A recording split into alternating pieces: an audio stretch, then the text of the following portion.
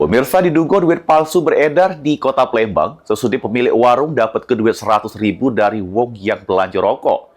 Pemilik warung sadar sesudah pembeli tersebut pergi, kemudian duit yang didapat luntur pas digosok. Palsu ini cek, ini namanya.